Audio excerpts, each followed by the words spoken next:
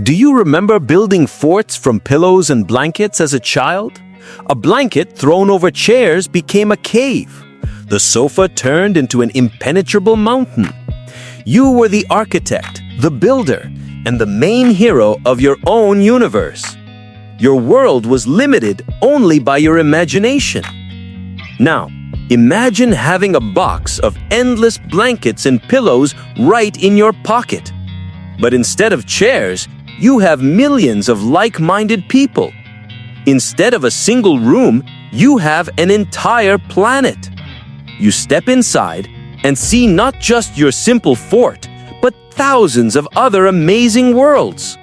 One guy built a whole racing track.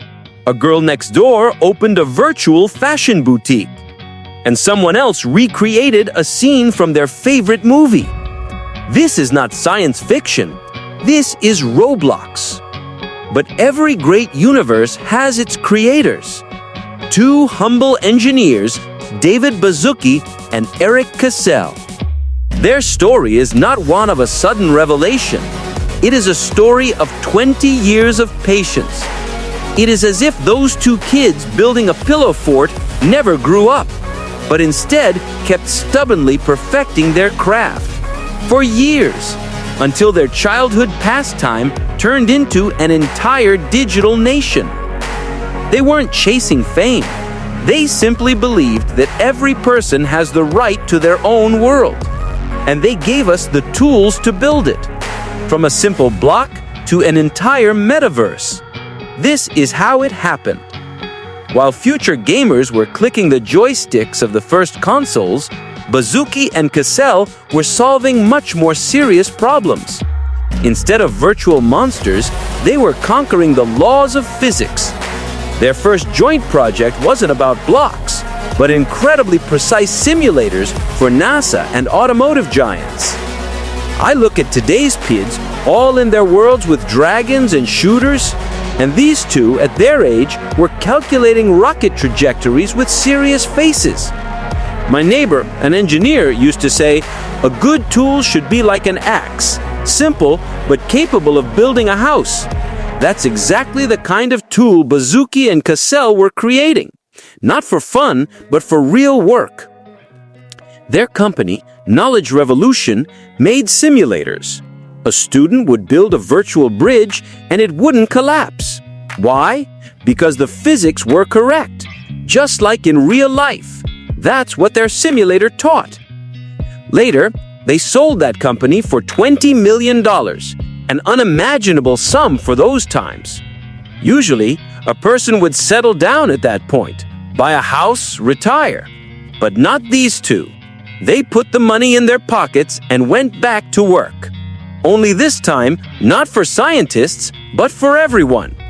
They seem to have understood one simple thing, that calculating a bridge is important.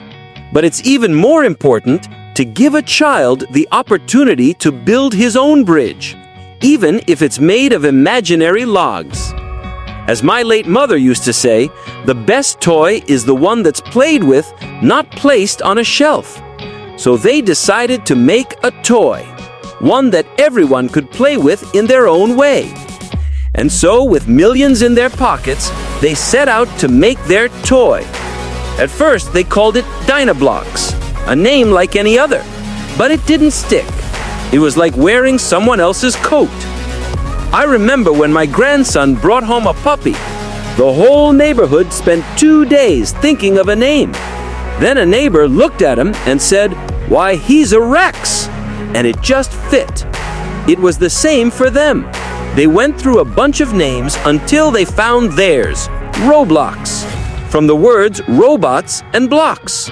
Simple, clear, like that same Rex. And the first years, it was hard work. Now they have thousands of employees, but back then there were just 4 of them doing it. Baszucki, Cassel, and 2 assistants. The top bosses were also the janitors. It was like when my son-in-law was building a garage. You'd think it's just 4 walls, but it took him 2 years because he was alone. He dug the foundation and laid the roof himself. That's how our heroes were. Every day brought new tasks, fixing the engine, talking to a user. And there were very few users, 100 or so in the whole world. But for Baszucki and Cassel, each one was worth their weight in gold. They spent nights on the forum consulting with them. It was like tenderly watering seedlings, carefully, with soul. A neighbor who's a gardener once told me, "Don't expect a quick harvest. The roots need to strengthen first." They were growing those roots, slowly, patiently. Then came the long years. Not 2, not 3, a full 10. Like a garden you plant in spring, but it only reaches its full strength after several years. My neighbor, a carpenter, used to say, "Make furniture to last for your grandchildren." That's how they built their platform. Not for speed, but for quality. While other companies chased every trendy idea, Baszucki and Cassel stubbornly pursued their own path. I remember when my grandson started a soccer team. At first, there were 6 of them playing on a vacant lot. 3 years passed, now they have their own field and uniforms. It was the same here, slowly but surely. Investors told them, "Make it simpler, do what everyone else is doing." But they stuck to their guns. We are giving people a tool to create with. Like that carpenter who hands a person a plane instead of a stool, letting them decide what to build themselves. There wasn't much money, fame didn't come. They worked like oxen, but they believed in their cause. Like my late wife believed in her garden. She watered, weeded, while the neighbors laughed. "Why are you fussing over those flowers?" And now we have the most beautiful yard in the area. Their stubbornness wasn't out of spite. It came from understanding. They understood that anything real takes time. Only mushrooms grow fast after the rain, and even they are often full of worms. And so they went, year after year, not looking back at others, not turning aside, like walking a furrow, steadily, without rush. The main thing was that the seed fell on good soil. And then came the time to harvest, like an apple tree that grew for 10 years and finally became heavy with ripe fruit.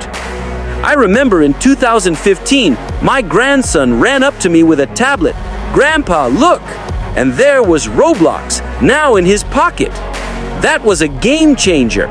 It turned out Baszucki and Cassel had the foresight to launch their platform on phones. It was like moving our village fair to the capital city. Everything changed at once. Children were handed not a toy, but a whole world. Now they could build their universes not just at the home computer, but anywhere, on the bus, in the park, at a friend's house. As my father-in-law used to say, a good seed will sprout even on stony ground. Their seed fell on fertile soil.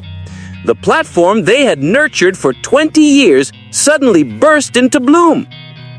Skilled creators started appearing, making fortunes from their experiences. Like the young man from the next street who makes furniture in his garage. He started modestly, but now delivers orders all over the region. And when various artists started giving concerts in Roblox, now that was an idea. It was like setting up a stage in our village square, but for the whole world.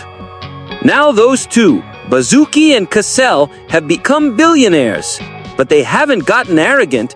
Like my rich neighbor who still lives in the same small house he did 20 years ago. They just love what they do. So it turns out they grew a garden where all the world's children now play.